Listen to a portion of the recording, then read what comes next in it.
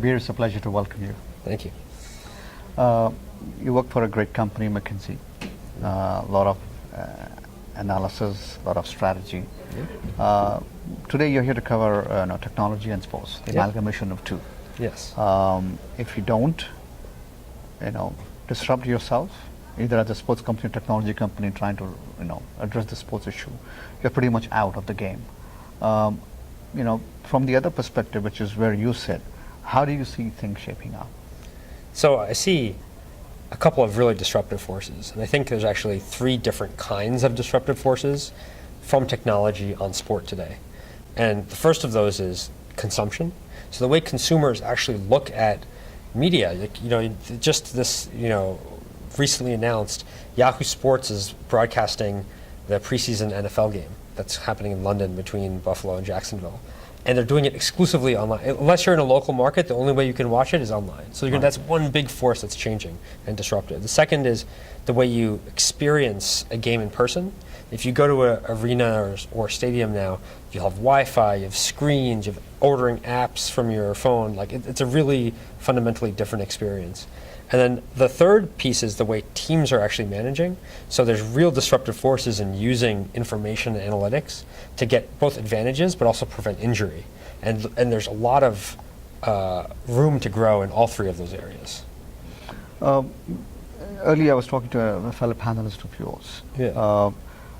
It is becoming more and more critical because one is, putting out the content there. The other is the consumption portion of it. Yes. Okay, and the consumption is also changing dramatically. It's big data, it's IoT, and many things. People consume it. Where do you see, of course, as a company, there's, if you can pinpoint a few areas where there's real traction with the market?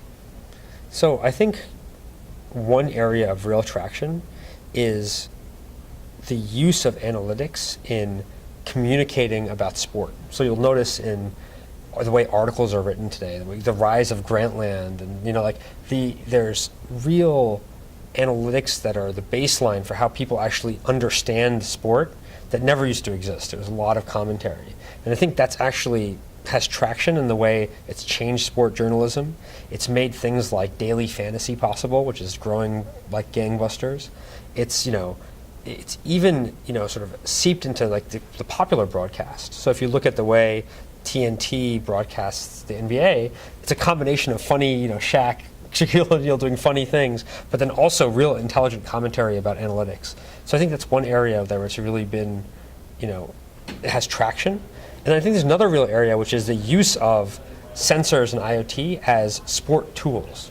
And I think right now what's interesting is we've seen the IoT around sports and especially consumers happen at two levels. One is there's really low end where you have things like Fitbit where it's like just an everyday sensor, you're recording, you're walking. There's another end which is professional where you have Catapult, putting real heart load tracking on athletes, and, but there's a big middle of amateur sports that I think is the next wave of where you'll see real traction of technology affecting sport. Is that where you think you recommend emerging entrepreneurs to focus? It's one of the areas. Okay. So if I had to think about the couple big areas entrepreneurs should focus on, I think one really is, how you take some of the new technologies and get them to a broad audience that's willing to pay. And the problem is, for many of the improvements, if you're just a casual fan of sport or a casual participant, you're not really willing to pay, even though it might be a cool solution. And for professionals, there's a high bar, but also a limited market. There's only 30 professional teams in every sport in the US. The amateur, so college, high school, at travel leagues, even to some extent younger, will need all of these solutions and at scale for millions of people. And I think there's real opportunity there.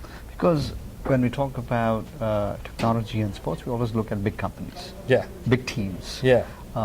But there's always, innovation also comes mostly from entrepreneurs who are starting out with new ideas, trying to disrupt the space. Yes. And that is what I'm trying to learn and see how we can, well, I think there's a difference between big teams as consumers, or as the clients, right? So here you won't the universe. If you're going to professional sport, the universe of who you're talking to is fairly limited, right? We know all the teams, right? And actually what's really interesting is you roughly know how much money they're going to make over the next 5 years because of the contracts that are in place with TV, because the stadiums are only a certain size. And so you can say, okay, look, I know what these entities look like, and they're only going to spend this much envelope on technology. It's growing every year. So I think entrepreneurship is really about how in that envelope do you capture spend to deliver real differential in performance. And the cool part about sport is you can measure performance very clearly. Did you win games? Did you win a championship? Right. And there's a lot of teams, if you look, that are on the front end of performance, which correlates to revenue as well, use a lot of these new technologies. But it's entrepreneurs who are actually inventing them and bringing them to teams. There's no massive company right now that's like, oh, I own all the professional sport technology. It's usually the teams themselves creating an amalgamation of technology in order to solve the total problem of team performance. Kabir, thank you for sharing that nice big background. I think it's always heartening to have younger people like you come and inspire other young people at the conferences like this. So appreciate it. Thank you very much.